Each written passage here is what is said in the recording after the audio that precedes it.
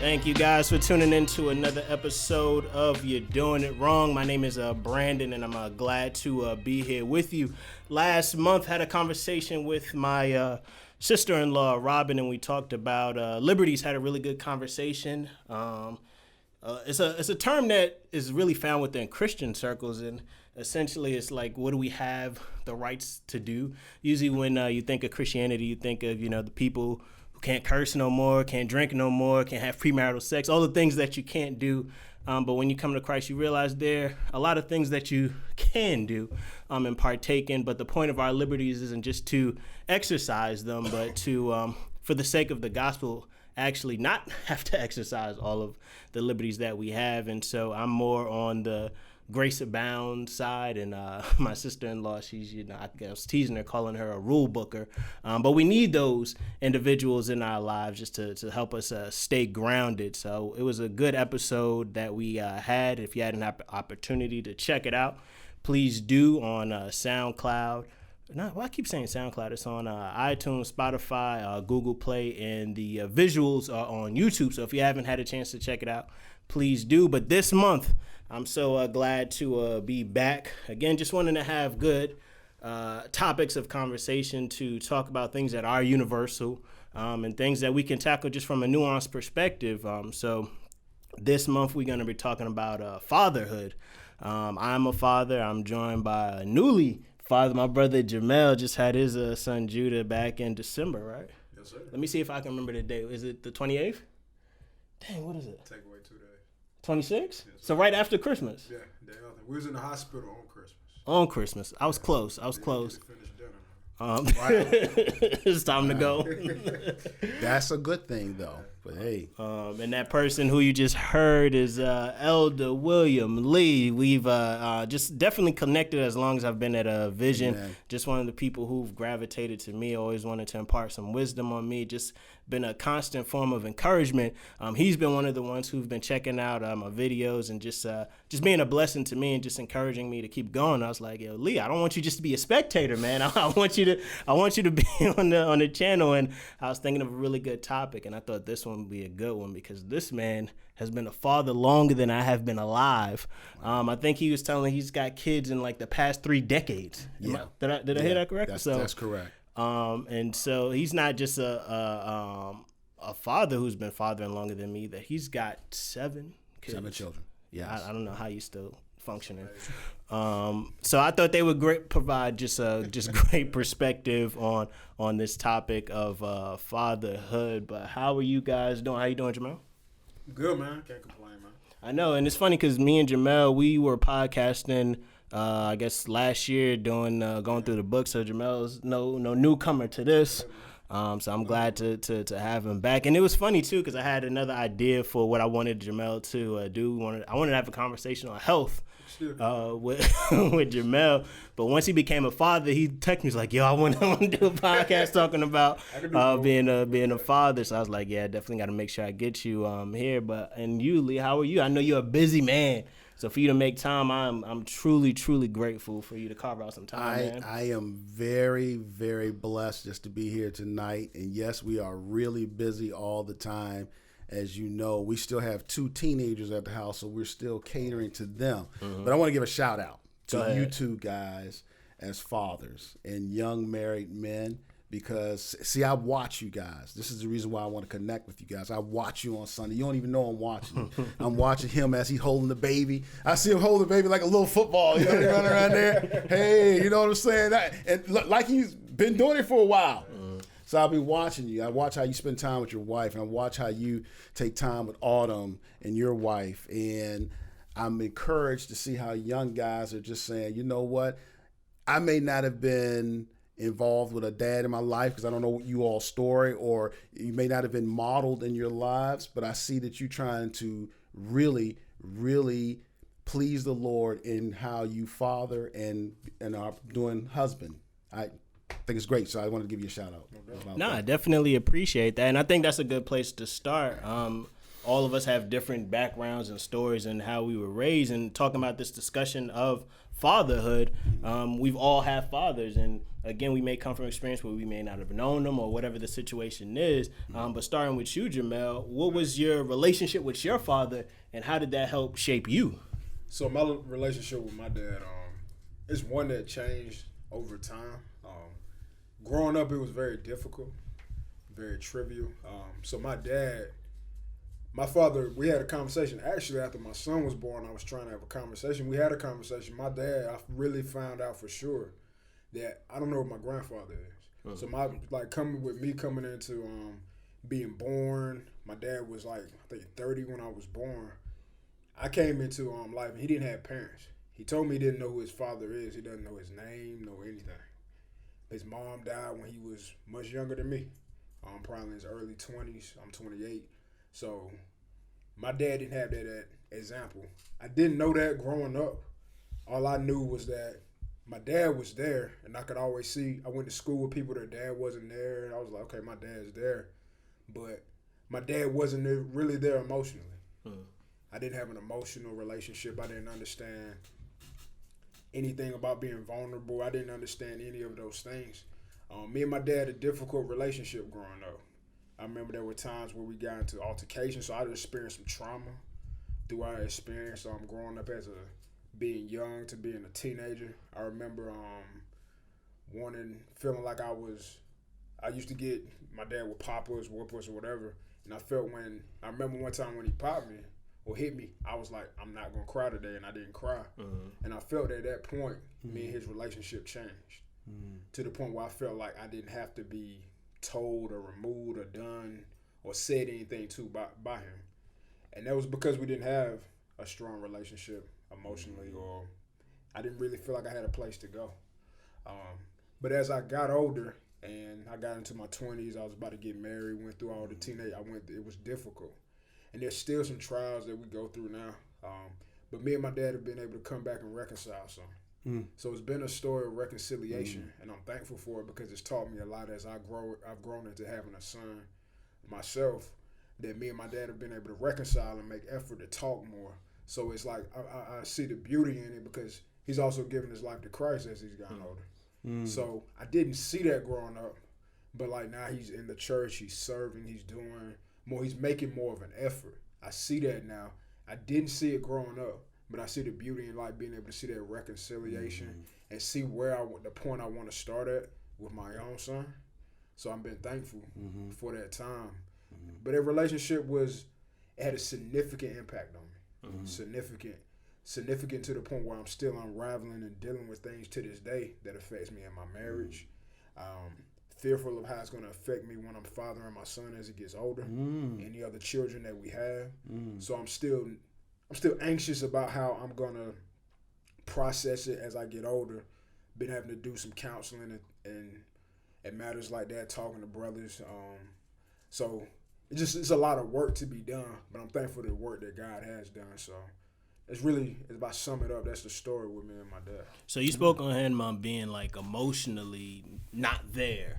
Like, was that something that, it sounded like a crazy question, and the reason I'm asking is I don't know if I necessarily needed that, but maybe that might be my own issue that I need to work in. Did you feel like, hey, I needed you at that time to be emotionally there for me? Or is it something as you got older you realized, man, my pops really wasn't there emotionally for me? At the time, I didn't know.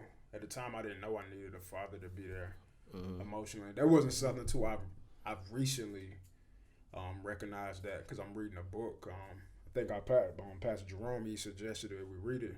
It's called Cry Like a Man. So I've been listening to that audio book, and he's been really expressing some things. And just through the last year or two, that's where I've been starting to notice that the issue I've had with emotional vulnerability, expressing myself, talking to my wife, communicating.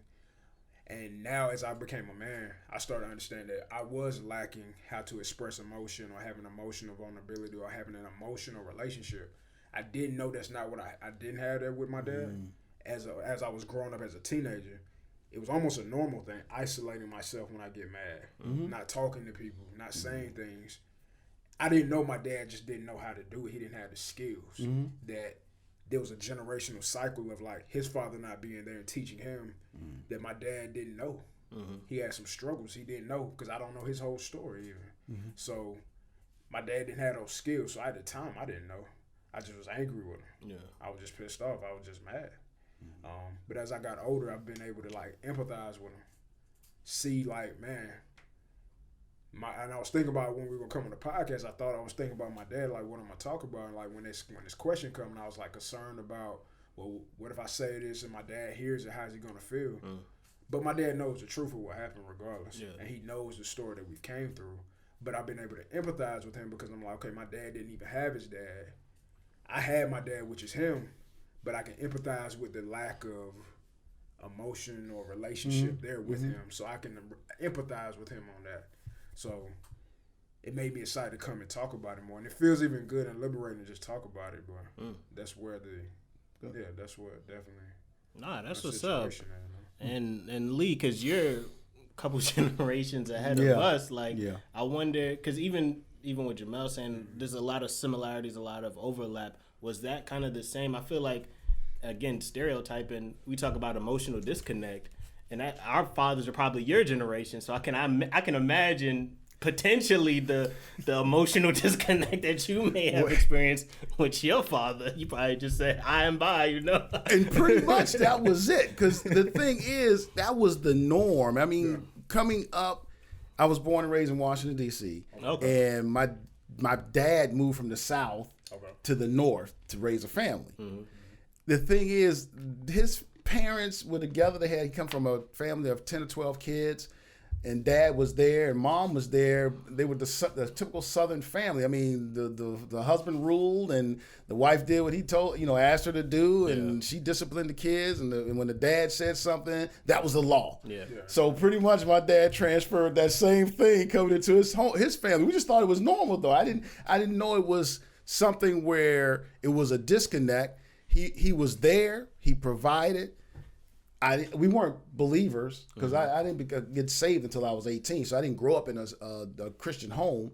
But he must have learned some principles early along the way, because basically my dad was a great dad. He was a great dad, but he was just like you said, he was disconnected emotionally because I don't even think he knew. I don't think he knew. He was like, oh, look, I thought I was doing the right thing. So what? I plucked you in the head when you said something and it wasn't right, but you got the message, so he just didn't know. It was just normal. So I really didn't struggle with that. But what you were talking about, I noticed is that when you're talking fathers and sons, there's always going to be those phases that you go through where dad is the greatest thing since apple pie. Then you become a teenager, it's like, man, you suck. You just really suck, man. I don't even want to have nothing to do with you.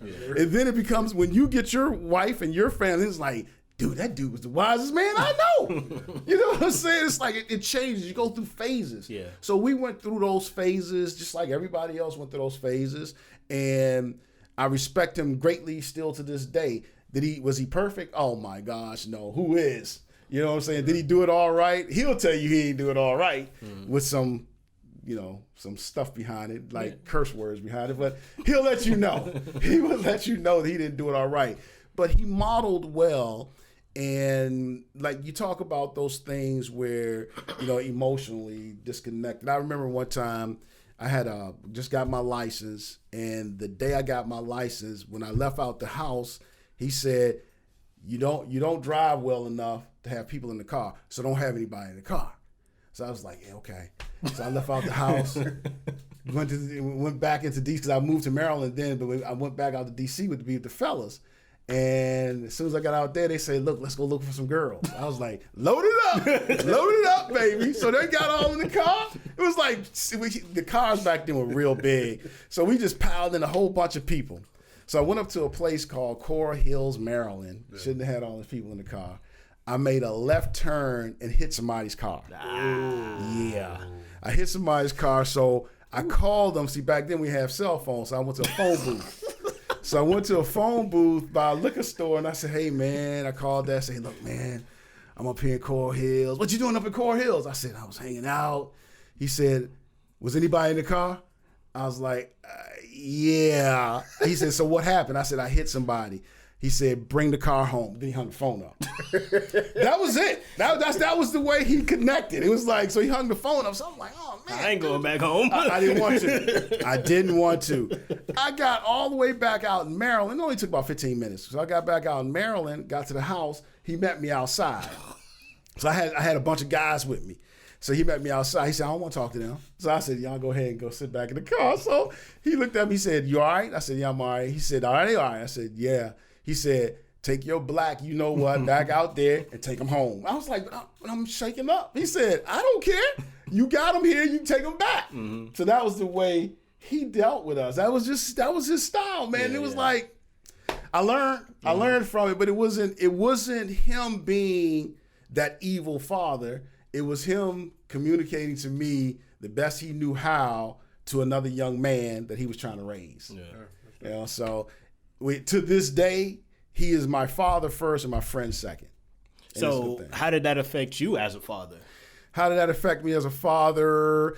I hate to confess this on the phone, but on the podcast, but you pick those ways up, man. You think you won't, but you pick those ways up. Your kids got a similar story. Yeah, they have a lot of similar stories because all of them took me through every one of them, and I had to be the same way.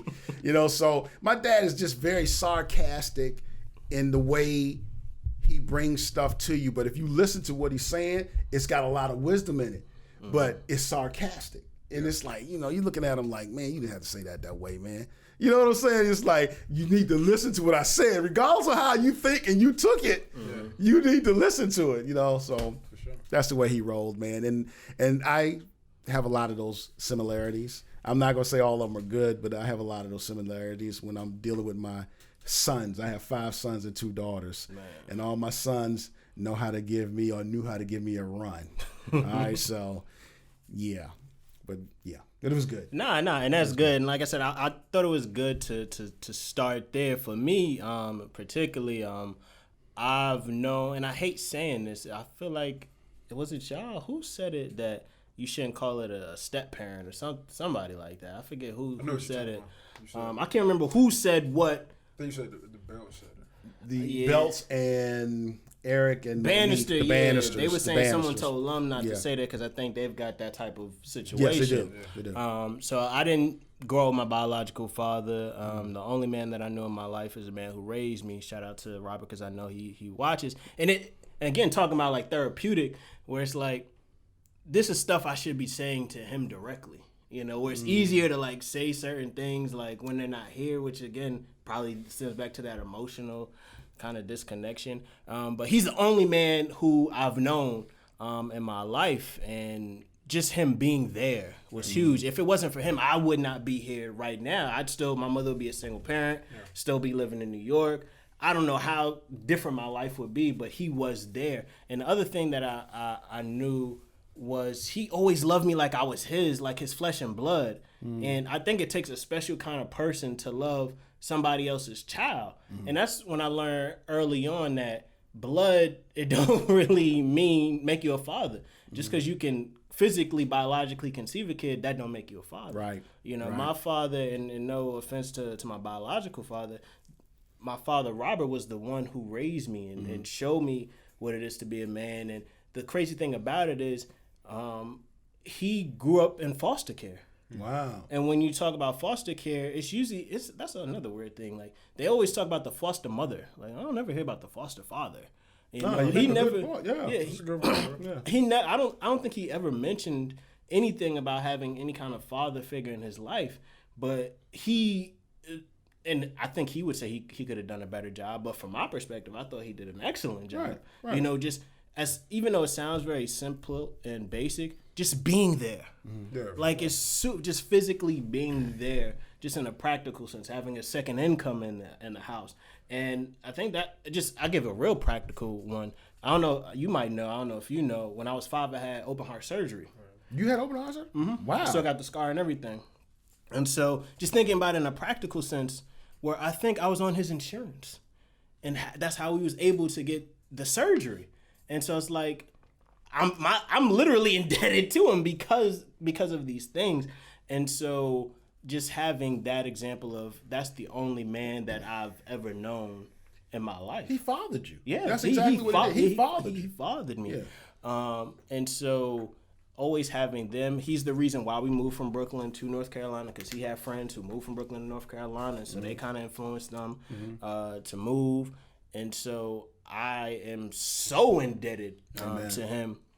And so again, relating, like, again, just trying to think, like, emotionally, like, I don't think he ever had a problem expressing emotion, but I was never that guy who needed that. But I can see how, even as an older person, because I think it's a thing that a lot of men struggle with, just having conversations and just being open and vulnerable. Right. I think that's universal across the board, that most men kind of see it like as a feminine attribute.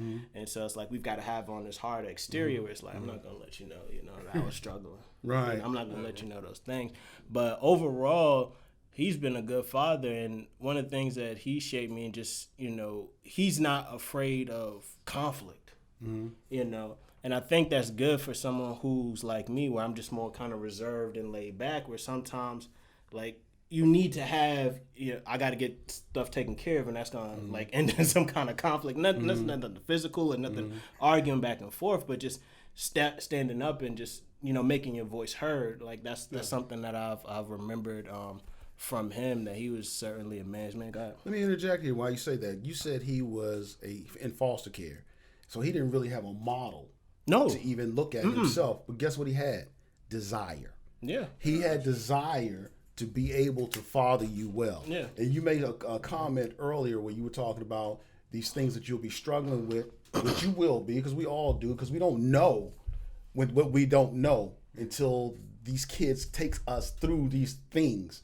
So because you have a desire to be a great father and you have a desire to please God, you're going to figure it out. Yeah. You're going to figure it out. You're going to fumble like we all do. We all going to fumble all the way through. Yeah. But you're going to figure it out because you have the desire to do it. So that's what your dad had. He had desire to do it regardless if he had a role model or not. And that's the other thing that was, like, kind of challenging too, because, like you, I didn't grow up in a Christian household. So us as Christian now, it's like, clearly, even if we didn't have, a physical father, we've got God the Father to, look to as an example. And again, I was telling Jeremy, it's like, it defies conventional thought, because the thinking is you have a role model as a father that'll help shape you into being a father. But it's like, my father didn't have that, so all I can do is contribute it just to God's grace. Amen. Amen. I'm able to be here. And even though, again, none of us are perfect, but even in that, just how God was sovereign, leading me to him, and then even leading my parents to salvation, like with yours, that's always like a weird dynamic too, where you're kind of like teaching your parents certain things, especially when it comes to the word and things like that, where it's like the idea is the parent's supposed to teach the kid and raise the kid in the fear and admonition of the Lord. It's like, it's different when you get saved later in life, and your parents kind of get saved later in life as well. So and that's exactly what was my situation too. But I always looked at it as still being, because they were my parents, regardless on how much I knew spiritually, it was never a thing that I was like one-upping them. Yeah. It was like, this still my dad. And certain things that if he was really left-turning, or my mother was left-turning, I would never say, I rebuke you for this or something like that. It's like, God will take care of that. I'll let the Holy Spirit, that's the Holy Spirit's job. All I was supposed to do was just talk about the word. So I understand that challenge. Yeah, this is even still like that for me today. Like, my dad, like, I call it, like, it's got to the point where, like, when I'm thinking about something or something I haven't been through or dealt with, even if I know my dad may not know how to do it, or like something going on with the house or something I need to fix, I'll call him just to get some type of, we built that relationship back. Right. And the place has been that we've been able to, I feel some reassurance, like just asking my dad, like, what should I do? Even if he don't know. Right. He just telling me, like, saying, do this, do that, where I don't know. It gives some sense of reassurance, so I'm able to, like, hear what y'all are saying and be thankful for the stuff that my dad did pour into me. Exactly. Like, he was always there. He provided when I was younger. Now I know he had a part-time job and a full-time job. Wow. And he did what he had to do, make sure we ate. He took pictures all the time. So now, like, I always want to make memories with my family. So it's beautiful to see that even though there's been struggles.